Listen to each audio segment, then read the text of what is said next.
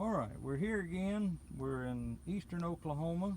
We're looking at Trunemco on soybeans to control various nematode species. We're going to take some plants to the lab and get a confirmation on which ones we have. But if you start there on the left, you see the untreated one, and it's untreated in the heavy sand, and those roots are severely infested with nematodes. You can see the knots and the oversized irregular shaped roots.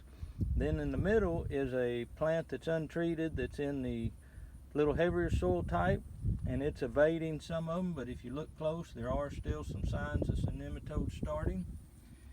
And then if you look at the one on the right, that one's got the full treatment and it's doing really well.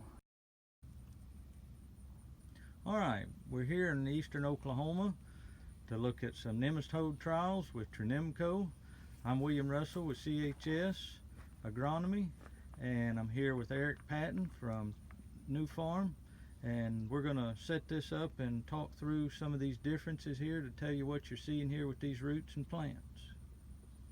Okay, we're back again, part 2 of Trunemco on soybeans for nematode control in eastern Oklahoma. It's 8/23/20, and we're here with Eric Patton and myself, and we're looking at these plots. He's going to tell us a little bit about these different plants from the treated to the untreated. Okay, so we're here at a plot that CHS has put in, and we walked out into the untreated, and just I'm going to give you a kind of a visual. We've stripped all the leaves off of these plants, and on this untreated, we stripped the leaves and did a pod count on it.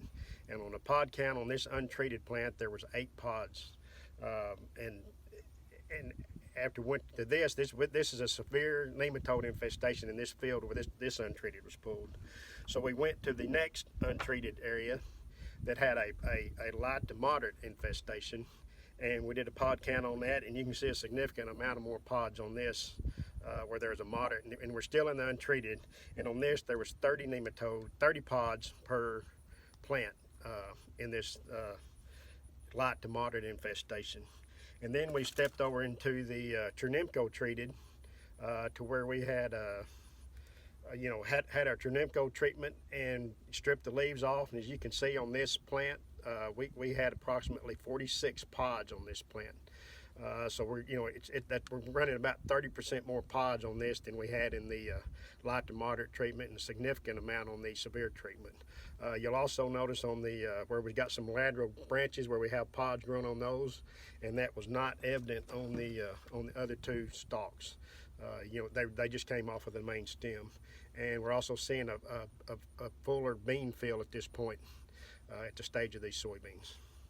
All right, thank you, Eric. That's showing the differences and the contrasting value of no nematode treatment with a nematode treatment.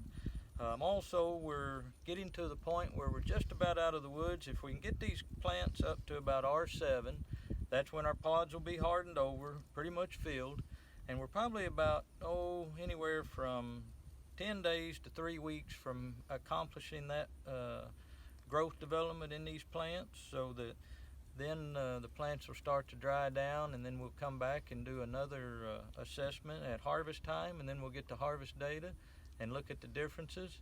But what we see generally is that if we have nematodes, we can get the plants up and going, we can get them to put on a few pods, but about that time, which is usually when they're planted in mid-June, and then start putting blooms and pods on in early August to late July, we start seeing a pull down of the plant by the nematodes as they slowly creep in and infest these plants, and then cut off the ability for that plant to pull up nutrients and moisture to complete their cycle.